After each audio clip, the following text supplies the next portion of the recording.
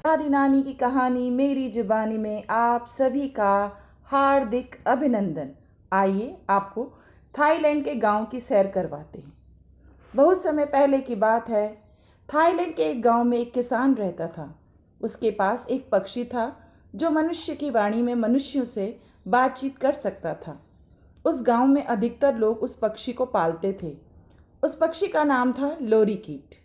यह जितना सुंदर दिखता था उससे भी ज़्यादा मीठा बोलता था। किसान अपने पक्षी लोरीकीट से बहुत प्यार करता था, क्योंकि किसान के खाली समय में वह उससे बातें करके उसका मन बहलाया करता था।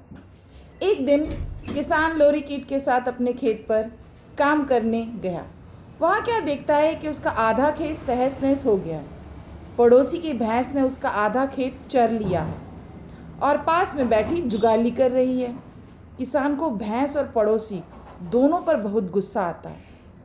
वह पड़ोसी को सबक सिखाने के लिए उसकी भैंस को पकड़कर ले आता है और अपने घर में छिपाकर बांध देता है। यह सब लोरीकीट बड़े ध्यान से देख रहा था और समझ भी रहा था। अगले दिन पड़ोसी अपनी भैंस को ढूंढते ढूंढते वहां आ पहुंचा और उसने किसान से पूछा, तुमने मेरी भैंस देखी है? किसान ने कहा, नहीं तो क्या हुआ? वह पड़ोसी कहता है, कल से ढूंढ रहा हूं, मिल ही नहीं रही है, परेशान हो गया हूं। तुमने जरूर देखा होगा, तुम्हारे खेत की तरफ ही तो गई थी।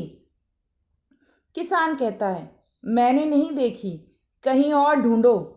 पड़ोसी परेशान होकर कहता है, कृपया बता दो। लोरीकीट ये सब देख रहा था। उससे भैंस वाले की परेशानी देखी नहीं जाती और वह तपाक से बोल उठता है, भैंस तो हमारे घर में ही है, मालिक कल ही खेत से लाए हैं और उसका दूध भी पिया है। भैंस वाला कहता है, मेरी भैंस दे दो, नहीं तो मैं अदालत में जाऊंगा और तुम पर मुकदमा करूंगा। किसान कहता है, जाओ जाओ, मैं किसी से नहीं डरता, भैंस मेरी है। भैंस वाला गुस्से से चला जाता है और अदालत में मुकदमा कर देता है और गवाह के रूप में लोरीकीट का नाम बता देता है। अगले दिन किसान के पास संदेशा आता है कि उसे लोरीकीट के साथ 2 दिन बाद अदालत में पेश होना है। किसान समझ गया कि मेरी चोरी पकड़ी जा सकती है, क्योंकि लोरीकीट सब कुछ सच सच बता देगा। अचानक उसके दिमाग में एक उपाय सूझता है, क्यों ना लोरीकीट को ही झूठा साबित कर दूं। ऐसा विचार आते ही किसान लोरीकीट को पिंजरे से निकालकर एक बड़े से घड़े में बंद कर देता है और उस पर कपड़ा बांध देता है। लोरीकीट को लगता है अंधेरी रात है। फिर वह घड़े को थपकाता है। लोरीकीट को लगता है बादल गरज रहे हैं। फिर किसान कुछ बूंदे पानी की डालता है। अब लोरीकीट को लगता है फुहार पड़ रही है। ऐसे ही रात बीत जाती है। अगले दिन किसान लोरीकीट के साथ अदालत पहुंचता है। जज कहते हैं कि तुम पर चोरी का इल्ज़ाम है, तुमने पड़ोसी की भैंस चुराई है। किसान कहता है, नहीं, वह भैंस मेरी है। इसके पास क्या सबूत है, बताए तो।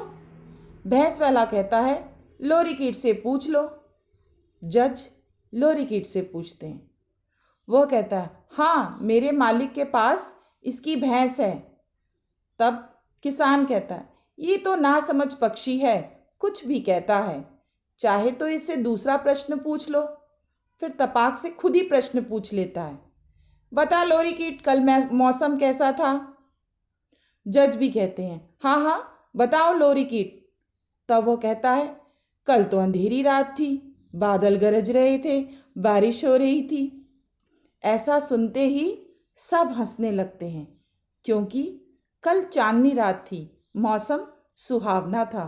जज लोरीकीट की गवाही को नहीं मानते और किसान को छोड़ देते हैं। लोरीकीट बहुत अपमानित महसूस करता है। किसान घर आकर लोरीकीट को उड़ा देता है। गांव वाले भी अपने अपने पक्षी उड़ा देते हैं। उन्हें झूठ बोलने वाले पक्षी से कोई प्यार नहीं रहता। लोरीकीट दुखी मन से जंगल में आ जाता है। उसका मन बहुत बेचैन था। तभी जंगल में उसके जैसा एक पक्षी उसे दिखाई देता है, बस रंग का अंतर था। वह हरे रंग का था। दोनों की आपस में बात होती है। हरे रंग का पक्षी अपना नाम तोता बताता है और कहता है, मैं ऐसे देश की तलाश में हूँ जहाँ मनुष्य जैसी बोली बोलने वाले से प्यार और इज्जत मिले। लोरी कीट कहता है, मैं वहीं से आ रहा हूँ। उन्होंने मुझे अपमानित करके उड़ा दिया। और फिर वह तोते को अपनी पूरी कहानी सुनाता है। फिर कहता है, तुम चाहो तो अपना भाग्य आजमा सकते हो। बस मेरी एक सीख याद रखना, कभी भी अपने मन से कुछ न बोलना। जैसा मनुष्य सिखाए वैसा ही बोलना। और लोरी कीट दूर आकाश में कहीं खो जाता है। कहते हैं तभी से तोता सिर्फ रटता है और अपने मन से कुछ नहीं कहता। जो मनुष्य सिखाता है सिर्फ उसे दोहराता रहता है। धन्यवाद। कहानी अच्छी लगे तो चैनल के साथ जुड़े रहें और कहानी को आगे बढ़ाएं। स्वस्थ रहें, मस्त रहें।